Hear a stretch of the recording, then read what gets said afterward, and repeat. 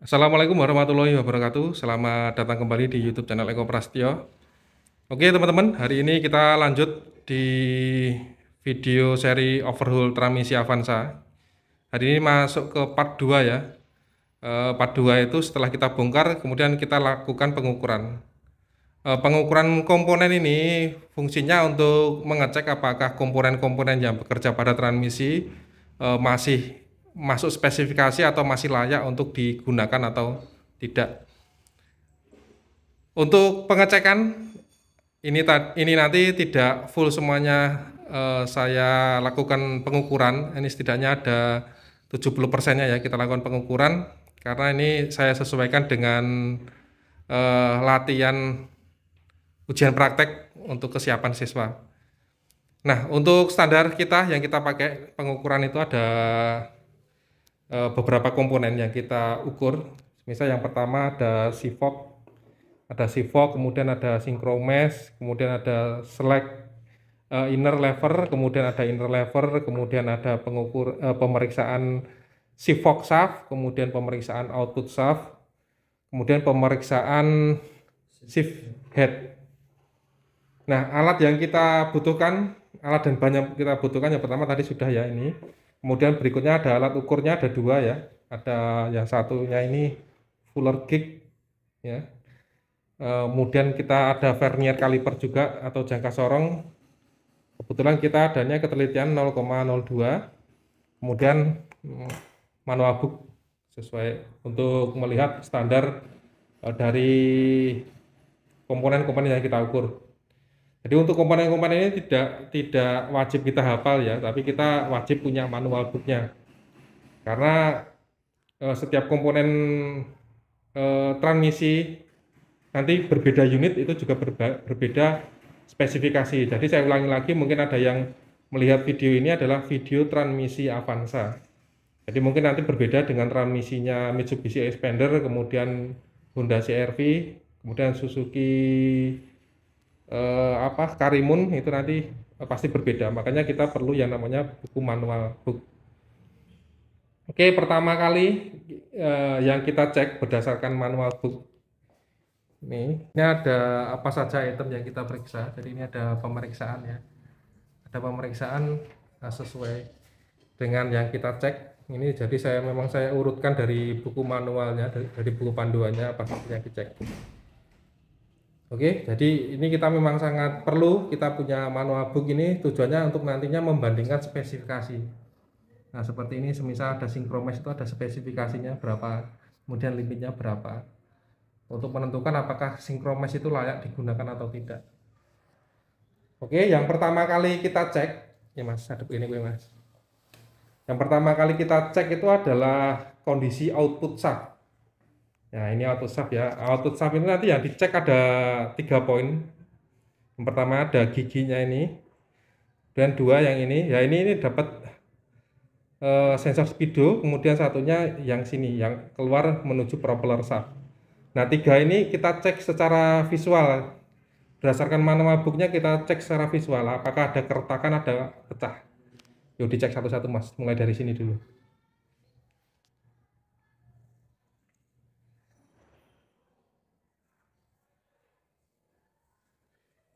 Ini A, B, C ya.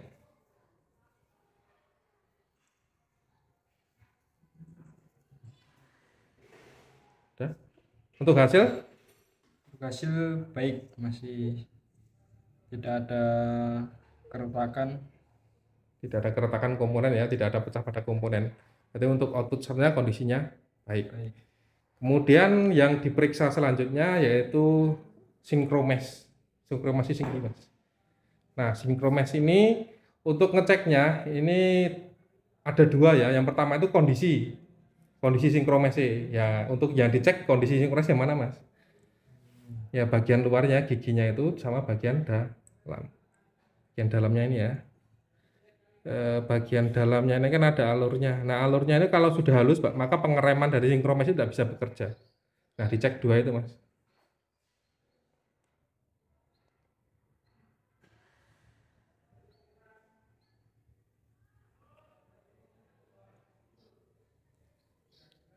Kesimpulan, Sinkromes dalam kondisi baik, tidak ada coakan, tidak ada yang rusak.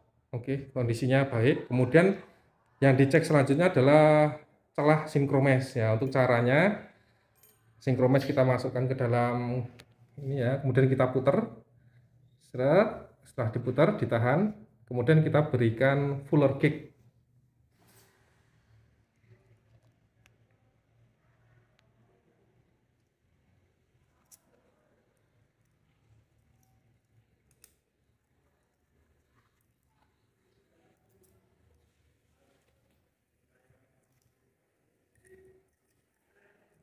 Oke, itu ya, udah ketemu. Untuk hasilnya berapa? Hasilnya 1 Ini ya, 1 milimeter. meter. Nah, kita kemudian bandingkan dengan yang ada di manual book. Kalau di manual book berapa, Mas? Ini spesifikasi 0,9 sampai 1,4 mm. Oh, berarti kesimpulannya? Baik. Kesimpulannya baik. Untuk celah sinkromes ini ya, ada 0,9 sampai 1,4. Tadi ketemu kita di 1 mm, maka celahnya masih dalam kondisi yang baik. Selanjutnya yang kita periksa itu shaft dari sifok. Nah, ada 3 ini ya teman-teman. Nah, shaftnya ini beda-beda. Untuk gigi gigi 1 2 yang mana, Mas? Coba yang ini. 1 2 yang ini. Ciri-cirinya dibanding dengan yang lainnya. Cirinya ini lebih pendek. Pendek. Yang paling pendek ya berarti ya. Coba disejajarkan dulu. Nah, posisinya seperti ini ya. Oke, yang mana? Yang 1 2. Yang ini 1 2, terus sini 34. 34. Ini 5 sama mundur. Nah, 34, yang 34 ciri-cirinya apa? Cirinya ini ada coakan 2. 2. Kemudian panjangnya nomor 2 ya. Oke, untuk kondisi yang dicek itu apa saja, Mas? Untuk si box shaftnya itu. Yang dicek ini coakan ini sama ini. Oke, coakan ini teman-teman, coakan ini dapat shift interlock ya. Jadi kondisinya harus baik. Kalau ini shift interlock, misal ini pecah, maka shift interlock tidak bisa ngunci di sini. Dan di sini dapat gotri yang dari compression Dutton ball itu ya. Ini jadi juga kondisi harus baik. Terus disimpulkan 1 2 gimana hasilnya? Juga dalam kondisi baik. Oke, 1 2 baik.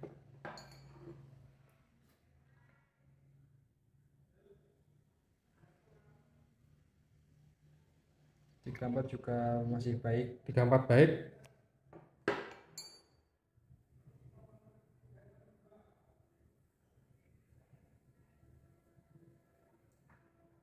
5 mundur juga masih baik. 5 mundur kondisinya juga baik. Berarti untuk shaft sifok semuanya dalam kondisi baik.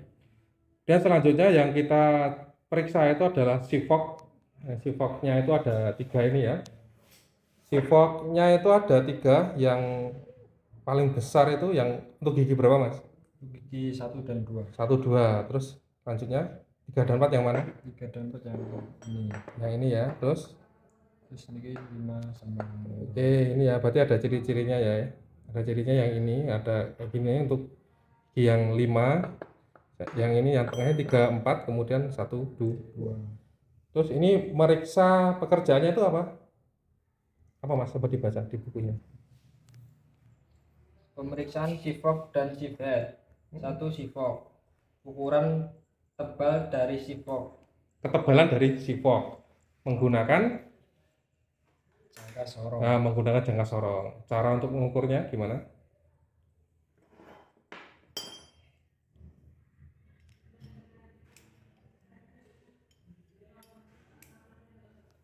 Oke, untuk mengukurnya gini ya. Di bagian situ dikencangkan. Terus dibaca.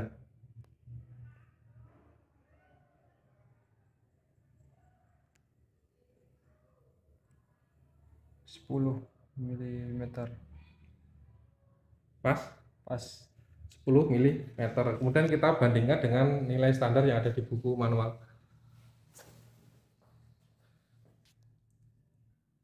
Ini ya, untuk si Sifok 1 dan 2 itu tadi ketemu 10 mm pas. Untuk standarnya di sini ada 9,7 sampai 9,9 mm. Untuk hasilnya tadi ketemu 10 mm ya. Jadi di luar nilai spesifikasinya ini. Jadi lebih tebal. Ini kemungkinan ada 2 itu bagian sininya sudah miring teman-teman. Jadi karena pengoperasiannya ya sudah terlalu lama, jadi bagian sini dan sini itu sudah miring, makanya melebihi nilai batas. Berarti kesimpulannya untuk si fork ini dalam kondisi yang tidak baik. Kemudian si fork nomor 34 dan 4.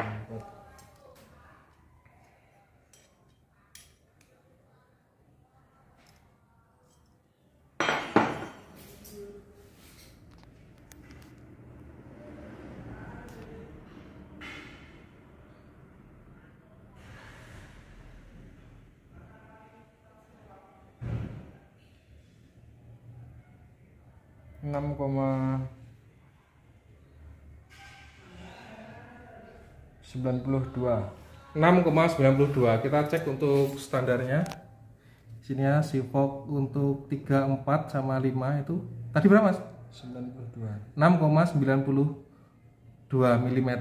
Nah ini sama, berarti kondisinya melebihi nilai ya. Berarti ini semuanya, bukan semuanya, berarti si fork untuk 3, 4 juga kondisinya ini sudah miring. Berarti untuk kesimpulannya si fork 3 dan 4 itu juga kondisinya jelek.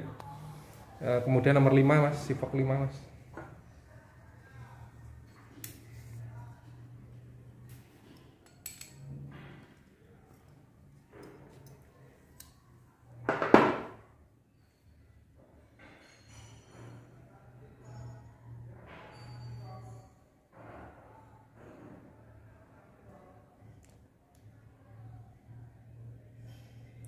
Enam koma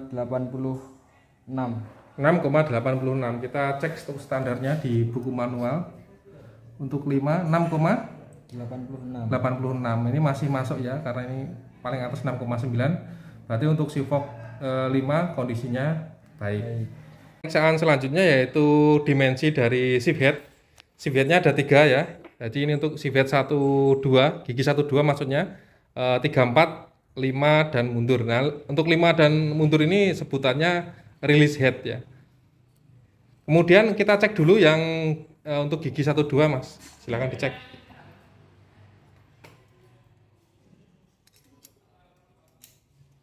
Ya 1, 2 kita cek dulu. Hasil 12,12. Kita cek dulu di manual booknya. Ya di sini 12,1 sampai 12,2. Tadi 12,12. Berarti masih masuk ya. Berarti celah shift head 1, 2 kondisinya baik. Kemudian untuk 3 dan 4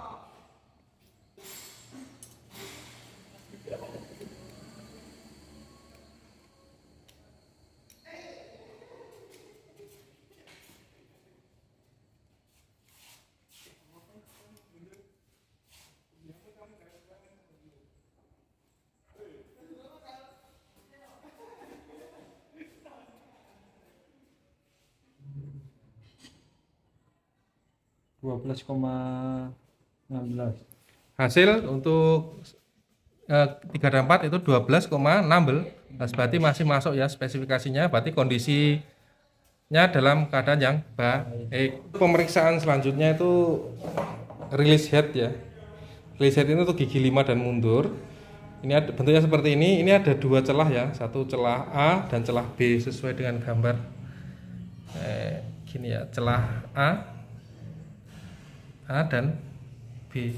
Yuk dicek yang A dulu Mas. Cek gini aja. Oh gini enggak apa.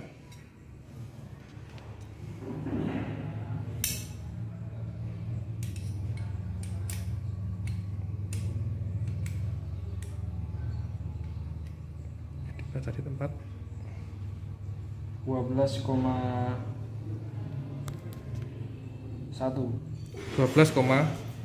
untuk standarnya di sini pas ya, berarti 12,1. Berarti celah A kondisinya baik. Kemudian celah B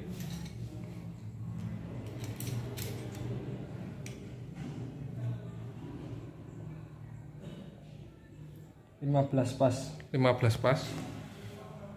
Sama ini ya, untuk celah B 15. Berarti kondisinya untuk rilis head yang B kondisinya juga baik. Kemudian pemeriksaan selanjutnya itu ada inner lever.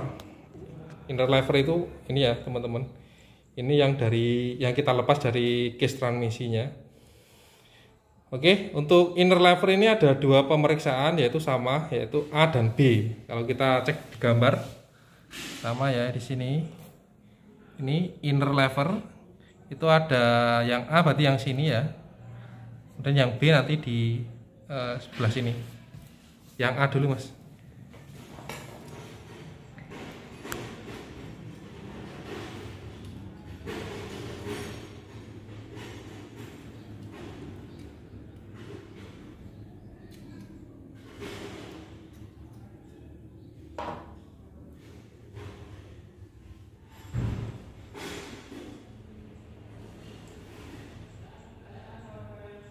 11,88. 11,88 yang A pas ya, ini 11,88 berarti yang celah yang dimensi A itu baik. Kemudian yang B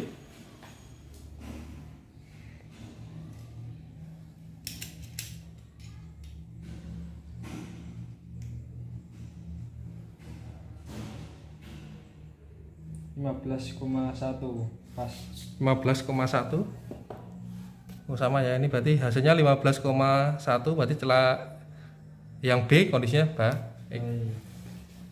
Kemudian pemeriksaan yang terakhir itu ada pemeriksaan select inner lever ya. Ini untuk select inner lever ini tidak saya lepas ya. Ini untuk yang diperiksa adalah yang A ini ya, melintang ini masih yang A. Yuk dicek, Mas.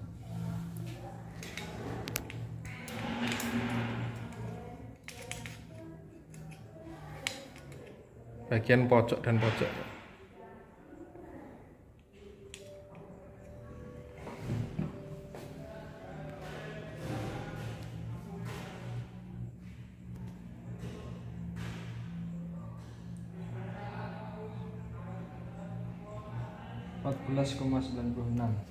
Hasil 14,96.